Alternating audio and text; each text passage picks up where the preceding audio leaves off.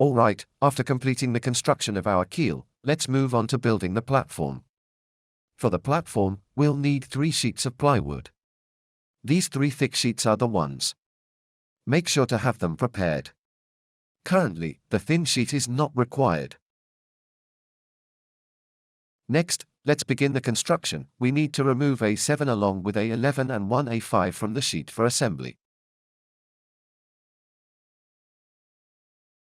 Great, we've now got these components. First, let's assemble A5 and A7. The side with the numbers, the labeled side, indicates the direction of the bow, front of the ship. This is consistent across all components of the platform. Now, let's assemble them. It's crucial to ensure that the side with numbers, including A5, although the number is being covered by other parts, must be oriented towards the bow, otherwise, misalignment issues may arise. Even if some parts seem to fit, there would still be errors. Next, let's proceed to install A11 and check if the slots align. If installed correctly, they should align seamlessly. Place A11 with the grooved section underneath, and securely attach it. I won't demonstrate the gluing part here. This is a simple illustration of how the pieces fit together. The actual gluing process is something you can perform on your own.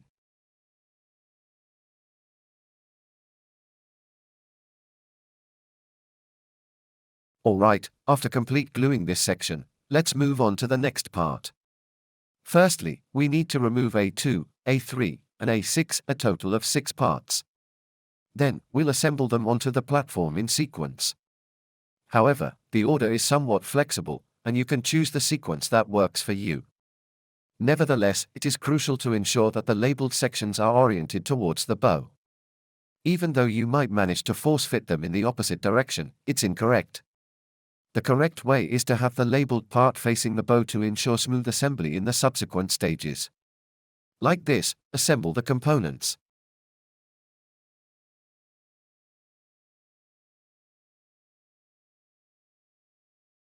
Similarly, with the labeled sections facing towards the bow in this direction.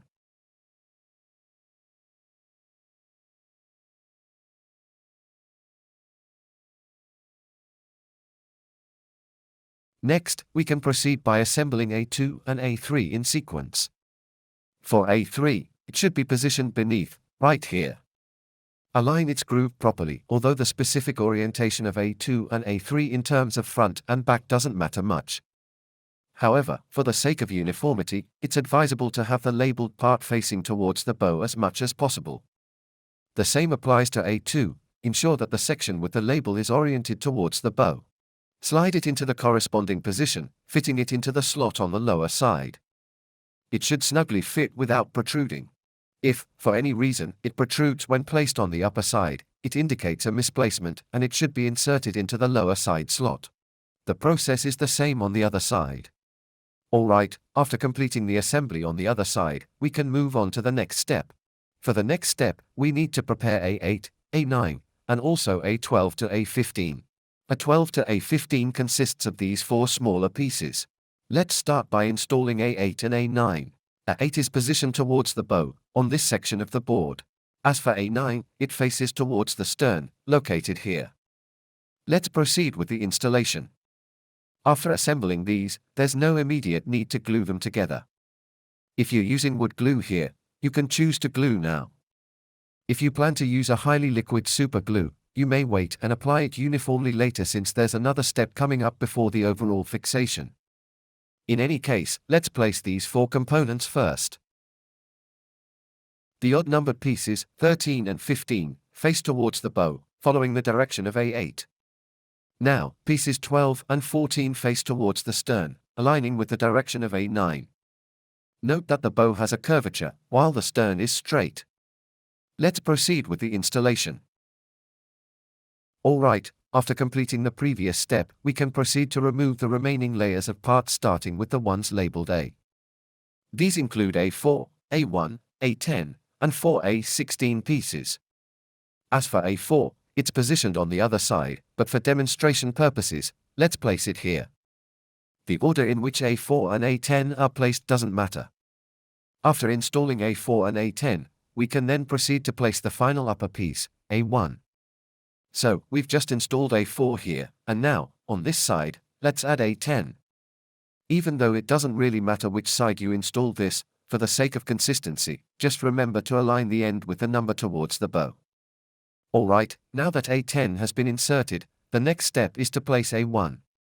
Sometimes, after inserting, you may notice small gaps in some areas, and addressing these gaps is what we'll do next.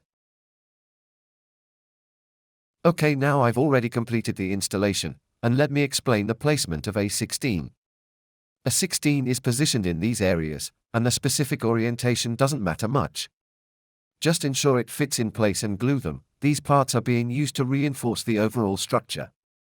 Apply this method to attach all 4 A16 pieces, and then we can move on to the next step.